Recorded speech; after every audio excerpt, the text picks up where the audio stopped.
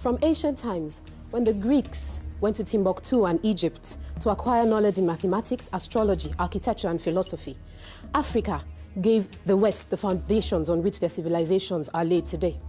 Slavery and colonialism brought about the Industrial Revolution of Africa and Europe through the human and natural resources of Africa.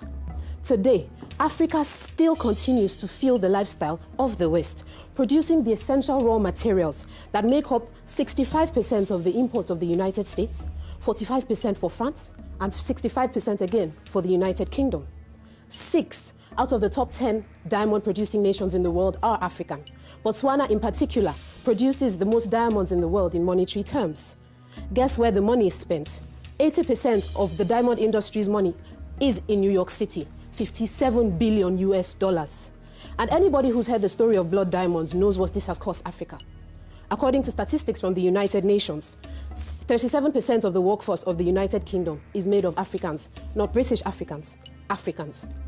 Due to overuse, pollution, environmental degradation, the natural resources of the West are gradually coming to an end, regardless of technology and whatever measures are put in place. The truth is unavoidable. It is inevitable. Africa will be the sole source of natural resources, not just for the whole world, the West in particular. Let's face the truth. The West is coming to the end of an era. Africa is just beginning. Thank you. For the sake of argument, yes, the West provides Africa with aid, but at what cost? The IMF and the World Bank constantly coerce African governments to open their countries up to Western corporations. The Democratic Republic of Congo is the richest country in the world based on natural resources, but it's the poorest. Why? Its wealth of minerals is owned by 32 Western companies. Even after aggressive debt relief campaigns, African countries still pay $20 billion US in debt repayment every year. A stark reminder that this foreign aid you speak of is not free. The notion that the West educates us in any way is a myth, because they simply use the psychological means to make us dependent on them. Let's not deny the facts that Africa contributes 70% of the world's cocoa, 34% of its coffee, 50% of the gold that the world uses is from Africa. Let's face facts. Africa, if taken out of the equation, leaves the West finished, empty, dry. Thank you.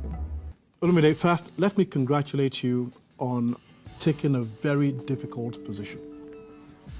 I must say that I thoroughly liked your introductory gambit, where you gave us a lot of statistical information.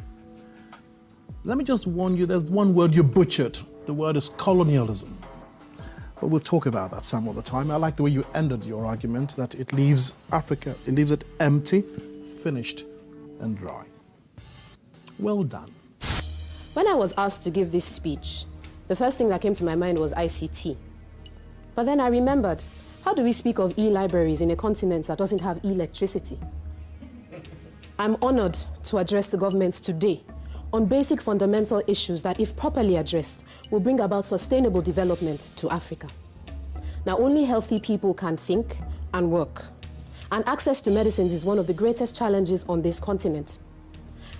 Africans have always been known for our use of medicinal herbs, but the absence of proper standardization has put their efficacy in question. Now, their scientific validation will provide access to locally sourced and therefore affordable medicines. A policy to this effect could change the face of African healthcare entirely. We can all agree that medication without nutrition has no effect. Now, our staple foods in Africa are mainly carbohydrate-based. Genetic modification of these foods, making them full of essential vitamins and minerals, will provide a balanced diet that is, as at now, out of the reach of the average African family. This will make our adults healthier and our children better equipped to focus at school.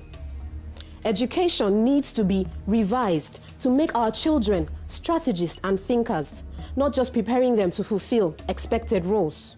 And to power all of this, integrated electrical grids will diversify our energy sources, increasing supply. We must all come together in accountability on this journey to a great Africa. Thank you. Olumide, on the whole, it was a fair discussion of science application to economic development. I like your beginning. How can you talk about e-libraries when we don't have electricity? But unfortunately, that tone for me was not serious enough for what you were talking. I could have done with more gravity, shall we say. They say markings